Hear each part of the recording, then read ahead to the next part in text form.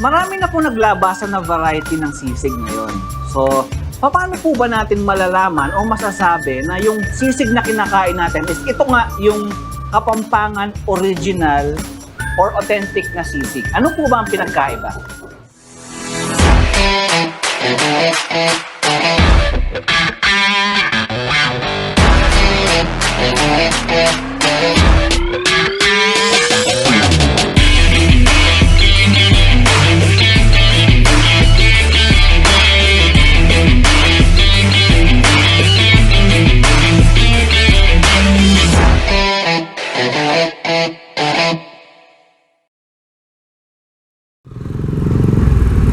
Okay, magandang umaga mga kabalen. So hindi na tayo nakapag intro sa bahay dahil nagmamadali po tayo at medyo nalilate na tayo ngayon.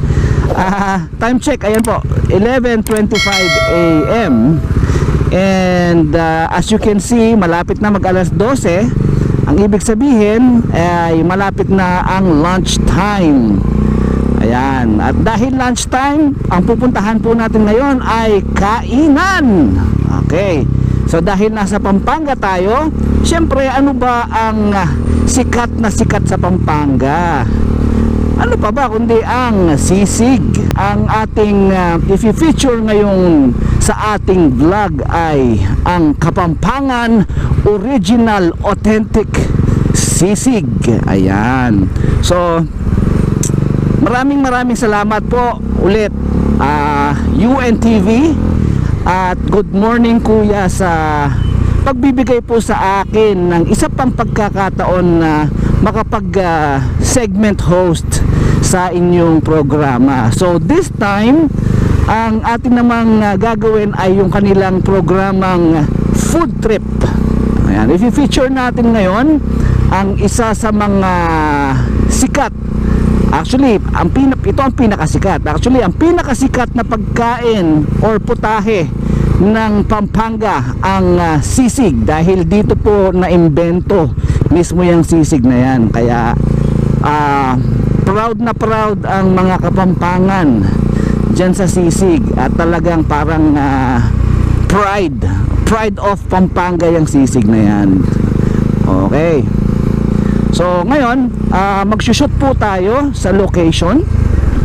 Ang ating pong venue or ang ating i-feature na kainan ay ang Milas Tokwat Original, Milas Original Tokwat Baboy. Ayan.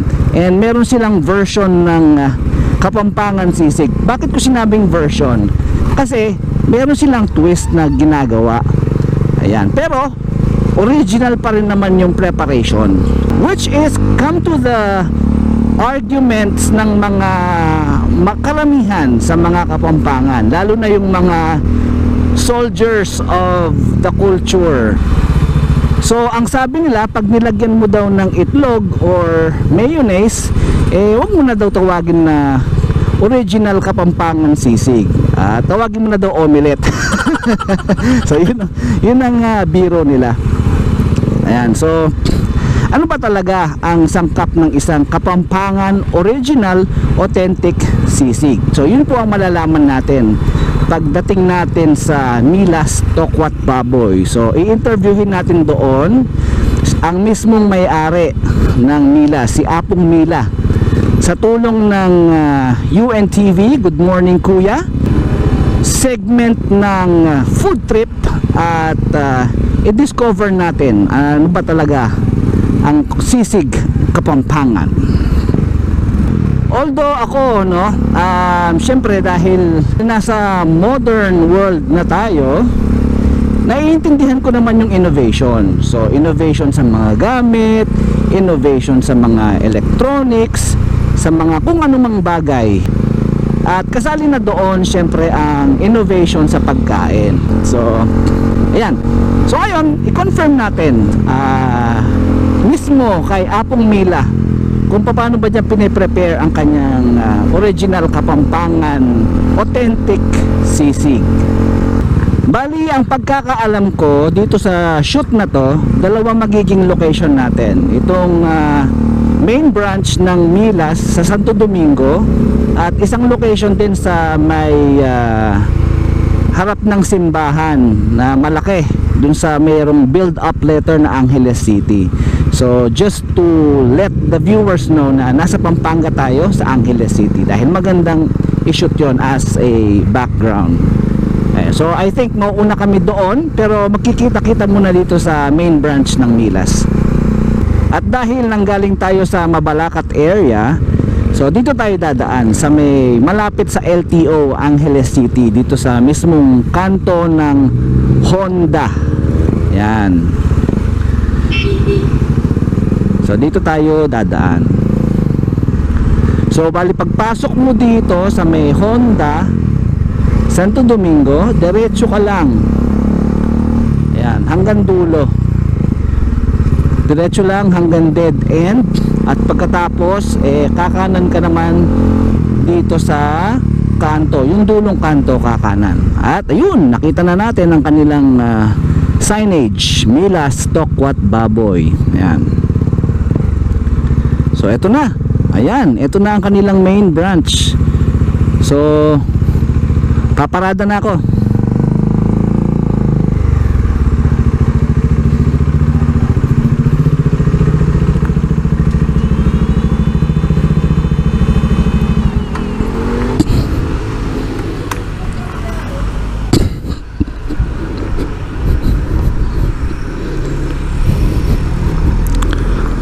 Okay, so nandito na tayo ngayon sa Milas Tokwat Baboy at mag-uumpisa na tayong mag-shoot ng ating segment sa UNTV. Good Morning Kuya, segment name Food Trip. Ayan. So sana mag-enjoy kayo sa aming inihandang konting palabas para sa inyo.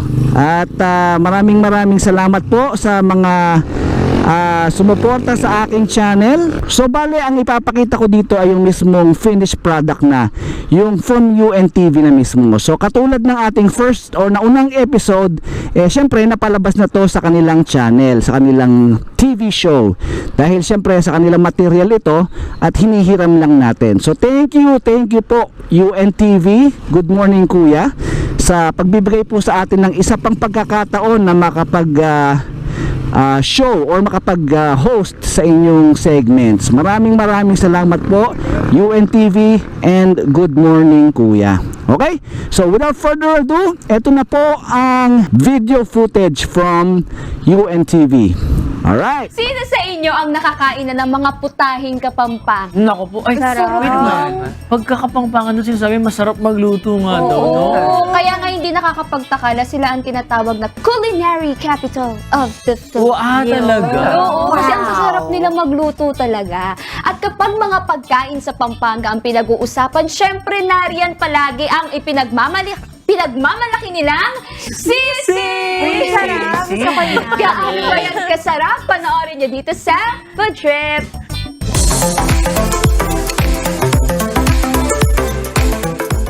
Good morning mga kasambahay! At good morning, Kuya! Nandito po tayo ngayon sa Angeles City, Pampanga, kung saan papasyalan natin ang isa sa mga sikat na restaurant dito sa Pampanga, ang original Milas Tokwat Baboy. Yes, partner. At syempre dahil Pampanga ay ang culinary capital ng bansa, i-feature natin ngayon ang sikat na sisig!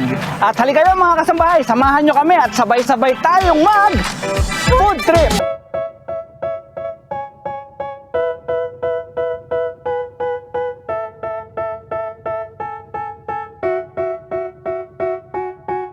They tell me that I'm never gonna make it. They want me to do something that Ayan, nandito na tayo ngayon sa harap ng original Milas Tokwat Baboy. Halika, samahan nyo kami. Tara po! Yes!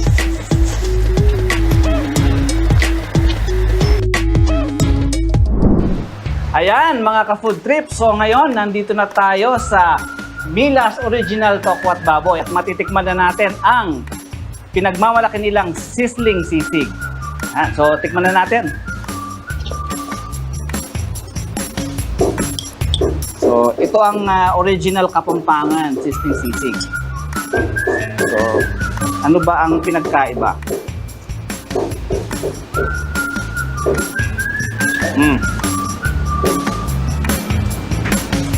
Sobrang sarap. Sabi nga sa Kapampangan kanyaman na po. Tama ka dyan, partner. Ang sarap talaga ng authentic na sisig Kapampangan. So, ako Mila, kwento niyo naman po sa amin kung paano po nag-umpisa yung business ninyo at paano po siya nag-prosper at naging successful. Unang-una, sari-sari store lang. Pagkatapos na lamang ko mahina ang kita ng sari-sari, naisipan ko gumawa ng toko baboy muna. Pagkatapos nung na-umpisa na yung toko baboy, sizzling naman. Ang sizzling, dito ako nag-flip. Kasi ang sizzling ko, iba sa ibang sizzling. Hindi ko linalagyan ng log at saka mayonnaise. Wala ako linalagay, kundi lang yung sangkap ko, yung sibuyas ko, at saka bawang. At paano naman po nag-prosper yung business ninyo at naging successful po siya? Ngayon po may mga ibang branches na rin po tayo sa Angeles City. Unang-una sa lasa ng sizzling at saka yung pag-entertain namin sa mga customer at saka yung gal namin, pinag-improve ko para magustuhan ng mga tao. Komportable sila. Ngayon po pinag-uusapan natin na specialty nyo ang sisig dito. Paano ba ang preparation ng isang authentic Kapampangan sisig? Kwento nyo naman po sa amin. Nang una, yung ulo ng baboy, yung pisngi ng baboy, linalaga namin. Tapos pag malambot na, alisin namin yung buto, piprito namin hanggang sa makransi siya. Tatad ka rin at saka lalagyan ng sangkap. Sibuyas lang at saka kalamansi, patis, saka konting chili. Sili po. Oo, yun lang ang sangkap. Kaya crunchy siya, hindi kagaya ng ibang ihaw lang, mataba. Marami na po naglabasan na variety ng sisig ngayon. So, paano po ba natin malalaman o masasabi na yung sisig na kinakain natin is ito nga yung Kapampangan original or authentic na sisig? Ano po ba ang pinagkaiba? Unang-una nga yung piniprito namin sa na pinalulutong na malutong. Hindi gaya ng ibang mataba. Saka namin lalagyan ng sangkap. Ganun lang yung sa akin.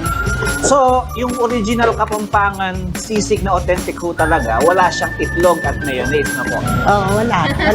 Simple lang. Simple lang. Ayan. Ganun lang. Ayan.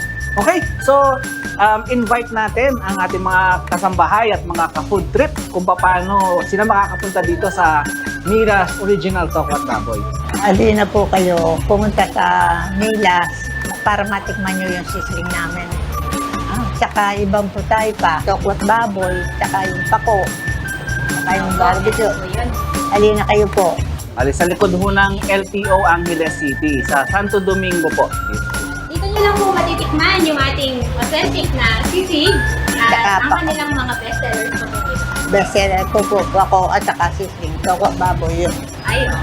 Apong Mila, dakal pong salamat sa pag-invite nyo sa amin dito sa inyong lugar, sa Mila's Original Tokwat Baboy. Maraming salamat din sa pagpunta nyo rito.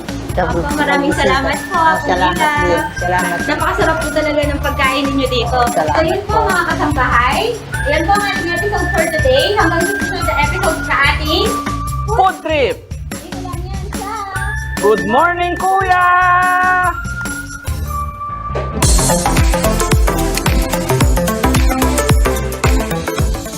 Nako, may nagpapasked na dito ng sisi. Natakam ako dun sa sisig Ay nako, gusto ko na sisig. Sana all makapagsisig na. Pero ito pagkatapos nating gutumin diyan sa yung mga kasambahay natin sa sisig na yan sa ating food trip. Aaliwi naman tayo ng alagang hayop ng nakilala nating Okay. So, tapos na po ang shooting. And kita nyo naman ang sarap ng sisig nila. So nabusog po tayo. Talagang solve na solve ang ating mga tiyan sa sisig at iba pa nilang mga potahe. So napakasarap. Bisitahin nyo ang Mila's Tokwat Baboy dito sa Santo Domingo branch. At actually meron din silang branch sa may Nepo Quadrangle, I think. So mas bago yon, bagong tayo yung branch na yon. So kung gusto nyong makatikim ng Milas Tokwat Baboy at Sisig, ayan, puntahan nyo sila dito sa Santo Domingo and sa may Nepo, Angeles City. Okay, so ayun na nga, ang version ni Apong Mila ng kanyang sisig ay instead of iniihaw or ginigrill, ang ginagawa po nila, piniprito. So piniprito nila hanggang lumutong yung meat, yung baboy. Ayan, so ang version ng sisig nila is crunchy sisig Kapampangan. Pero still, ayun nga, wala siyang mayonnaise. Sabi nga ni Apong Mila, wala siyang mayonnaise, wala siyang itlog. So original ang preparation, ang sangkap. Ang pinagkaiba lang yung texture. Instead of ihaw, ang sa kanya prito. Ayun. So okay, so maraming salamat UNTV, Good Morning Kuya, at ang food trip segment. Maraming salamat po sa tiwala at sa muling pagpapaunlak po sa atin o pagbigay sa atin ng isa pang oportunidad na makapag-segment host sa inyo.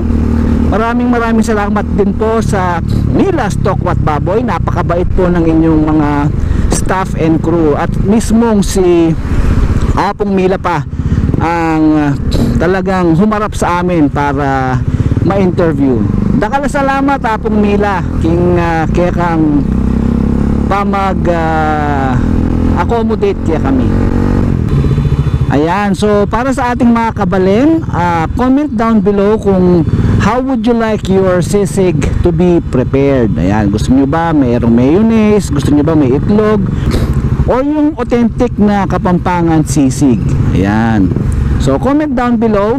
Magkwentuhan tayo kung anong preparation ng sisig ang gusto nyo. Alright, so hanggang dito na lang. Maraming salamat po sa ating mga subscribers at sa mga magiging subscriber. Please hit that subscribe button and notification bell, and comment down below na nakapag-subscribe na kayo at tayo magkwentuhan tungkol sa sisig. Ayan. Okay, so hanggang dito na lang. Take care. Maraming salamat and God bless.